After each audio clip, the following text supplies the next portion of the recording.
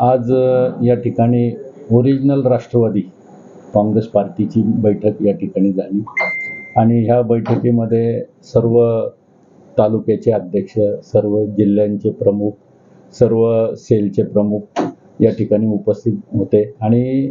ह्या ठिकाणी प्रत्येकाला आपापल्या भागामध्ये जाऊन त्या ठिकाणी मतदार राजाला कन्व्हिन्स करणं आणि त्यांच्या ज्या समस्या आहेत किंवा त्यांच्या जे काही अडीअडचणी आहेत ह्या जाणून घेऊन त्या ठिकाणी त्यांना मदत करण्याचं आणि बूथ कमिटीवरती जास्त लक्ष त्या ठिकाणी दिलेलं आहे आणि बूथ वाईज जाऊन त्या कार्यकर्त्यालाही त्या ठिकाणच्या मतदाराला मतदान करण्यासाठी केंद्रावरती आणणं आणि त्यांची जबाबदारी त्या भागामध्ये तिथल्या बूथ कमिटीच्या लोकांवरती दिलेली आहे आणि जे प्रमुख कार्यकर्ते आहेत की जे प्रत्येक भागामध्ये त्यांनी त्यांचा भाग सांभाळायचा आणि जे विधानसभेचे प्रमुख आहेत त्यांनी विधानसभा सांभाळायची अशा पद्धतीनं या ठिकाणी ठरलेलं आहे आणि अतिशय चांगल्या पद्धतीनं ही मीटिंग झाली नाही. ह्याच्यामध्ये प्रामुख्यानं जे आज तुम्ही वातावरण जर बघितलं असेल तर पूर्ण महाराष्ट्रात देशामध्ये बदलाचं वातावरण निर्माण झालेलं आहे आणि ज्या पद्धतीनं या मंडळींनी भाजपनी मग शिवसेना फोडली असेल, राष्ट्रवादी काँग्रेस फोडला असेल, काँग्रेस फोडत असतील तर ह्याच्यामुळं लोकांमध्ये असंतुष्ट निर्माण झालेला आहे आणि ह्याच्याचा फायदा आणि ह्यामध्ये ज्या गोष्टी या मंडळींनी ज्या नको करायला पाहिजे होत्या त्या गोष्टी केल्यामुळे लोकांमध्ये चीड आहे आणि चिन्ह पोहोचवण्याच्या दृष्टिकोनातून आम्ही प्रत्येक भागामध्ये हाऊस टू हाऊस जाऊन त्या ठिकाणी आमचे पत्रक वाटले गेलेत आणि चिन्ह पोहोचवण्याचं काम आमचे सर्व कार्यकर्ते प्रत्येक घराघरी जाऊन ते चिन्ह पोहोचवण्याचं काम करतात आणि आम्ही वेगवेगळ्या पद्धतीनं जे कॉर्नर सभा असतील,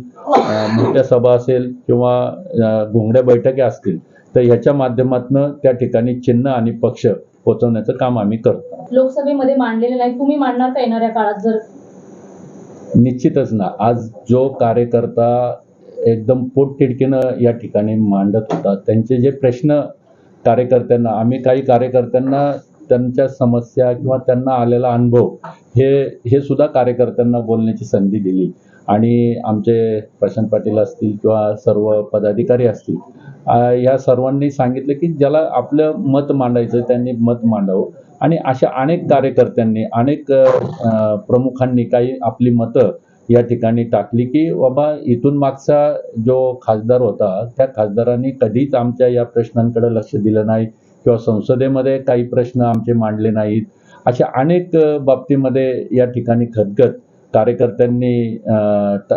इथं सांगितलं आणि त्याच्या विरुद्ध मी तुम्हाला एक सांगू इच्छितो की इथून पुढच्या काळामध्ये जे नागरिकांचे प्रश्न आहेत आणि जे समस्या या भागामध्ये असणारे मग बेरोजगारीचा प्रश्न असेल, विमानतळाचा प्रश्न असेल, काही स्थानिक लोकांच्या जमिनी त्या ठिकाणी गेल्यात त्यांना परतावा मिळाला नाही त्याचे प्रश्न असतील, पाण्याचा प्रश्न असेल, पनवेलमधला जो टॅक्सचा प्रश्न असेल, पिण्याच्या पाण्याचा प्रश्न असेल, हॉस्पिटलचा प्रश्न असेल, पासपोर्टचा विषय असेल, असे